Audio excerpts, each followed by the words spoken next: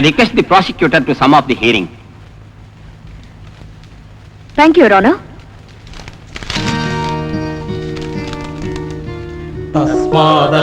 బంధాలకు కట్టుబడకు, ఫలితాలకు బాధపడకు.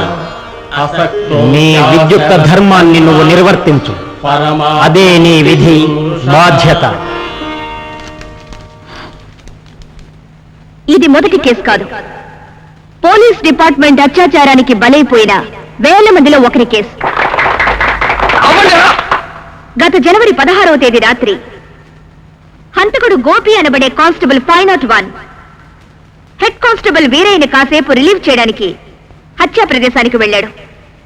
తెల్లవారితే గోపి చెల్లెల పెళ్లి. వీరయ్య వస్తానన్న సమయానికి రాలేదు. గోపిలో కంగారు, వీరయ్య మీద కోపం పెరిగాయి.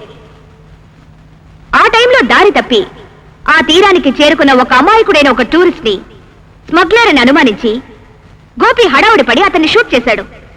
బుల్లెట్ వీపులో తగిలి టూరిస్ట్ మరణించాడు. Postmortem report. పిస్టల్ మీద ఉన్న ఫింగర్ ప్రింట్స్. గోపి తొలి వాంగ్మూలం. ఈ హత్యకు ప్రత్యక్ష సాక్షి వీరయ్య. హాస్పిటల్ పని ముగించుకుని స్పాట్కి వెళ్ళగానే ఈ గోపి షూట్ చేయడం, ఆ బుల్లెట్ తగిలి టూరిస్టు పడిపోవడం నా కళ్ళారా చూశాను సార్. ఇంకా ఎందుకు ఈ కేస్, కోర్ట్, ఎంక్వైరీ? ప్రజల్ని కాపాడవలసిన బాధ్యత పోలీసులది. ఇలాంటి దారుణమైన హత్యని చిన్నచూపు చూస్తూ పోతే పోలీసుల నుండి ప్రజల్ని కాపాడవలసి వస్తుంది. Witness is yours. Mister Narasimham, సాక్షులను క్రాస్ ఎగ్జామిన్ చేయాలనుకుంటున్నారా? నో యువర్ ఆనర్, సాక్షులు చెప్పినవన్నీ ఒప్పుకుంటున్నాను. కానిస్టేబుల్ 501 కాల్చి చంపాడు అంటున్నారు ఒక ప్రత్యక్ష సాక్షి. ఒప్పుకుంటున్నాను.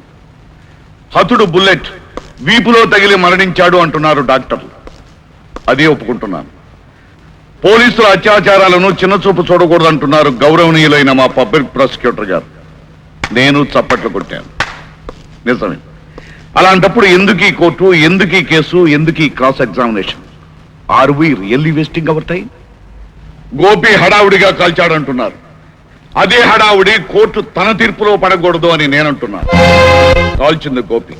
Yes, I agree. అయితే గోపి కాలిస్తే హతుడు చనిపోలేదు. గోపి కాల్చిన రివాల్వర్ హతుడు పడిపోయిన ప్రదేశం కొలిస్తే ఈ సత్యం బయటపడుతుంది. These are the details. భయపడి పరిగెత్తాడు, కాల్చాడు, పడిపోయాడు. Very good. అయితే పారిపోతున్న మనిషిని కాలిస్తే బుల్లెట్ వీపులో తగులుతుందనే సత్యం పసిపిల్లలకు కూడా తెలుస్తుంది my dear doctor, my dear public prosecutor. కానీ బుల్లెట్ హతుడు గుండెల్లో ఇరుక్కుపోయింది. కాల్స వద్దు అని వెనక్కి తిరిగి అరుస్తున్నప్పుడు బుల్లెట్ తగిలి ఉండొచ్చుగా? Okay okay. హతుడు సామాన్యమైన టూరిస్ట్ అయి ఉంటే పోలీసులకు భయపడి ఎందుకు పారిపోవాలి? దారి తప్పే తీరానికి వచ్చి ఉంటే పోలీసుల సహాయం అడగాలి కానీ వాళ్ళని చూసి ఎందుకు పారిపోవాలి? మీ అందరికీ ఒక కథ చెప్తాను. అది మా తాత మా నాన్నకు, మా నాన్న నాకు చెప్పిన కథ. ఒక ఊర్లో ఒక కాకి. ఆ కాకి ఒక గారెను దొంగిలించి చెట్టెక్కి కూర్చుంది. ఒక నక్క దాన్ని చూసి, కాకి కాకి నీ గొంతు చాలా బాగుంటుంది, ఒక్క పాట పాడవు అని అడిగింది. కాకి వెంటనే పాడింది, గాలి కింద పడింది, నక్క దానందుకుని పరిగెత్తింది. అంతేగా? కాదు ఎవరానా. ఆ కాకి తెలివిగా నోట్లోంచి గారెను తీసి కాలు కింద పెట్టుకొని పాట పాడి మళ్ళీ ఆ గారెను నోట్లోకి తీసుకుంది. నక్క ఏమారిపోయింది. ఇది ఈ కాలపు కాకి కథ. కెమెరా, మ్యాప్, ఫ్లాస్క్ వీటిని బట్టి ఒకడు టూరిస్ట్ అని ఆ కాలపు కాకిలాగా ఈ కోర్టు నమ్మి వమ్ము కాకూడదు. ఆ వచ్చిన వాడు ఖచ్చితంగా స్మగ్లర్. అందుకే వాడు పోలీసులు చూసి భయపడి పరిగెత్తాడు. అప్పుడు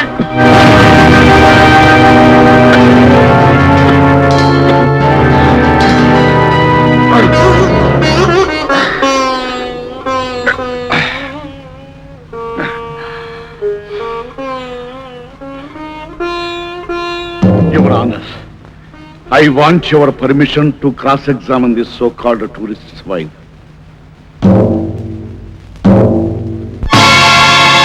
మీ భర్త చనిపోయిన దుఃఖంలో ఉన్నా మిమ్మల్ని పిలిపించి కోర్టులో నిలబెట్టినందుకు క్షమించాలి. ఈ కోర్టుకే కాదు, సుప్రీం కోర్టుకు వెళ్ళినా మరణించిన మీ భర్తను తిరిగి తీసుకురాలేరు. అవునా?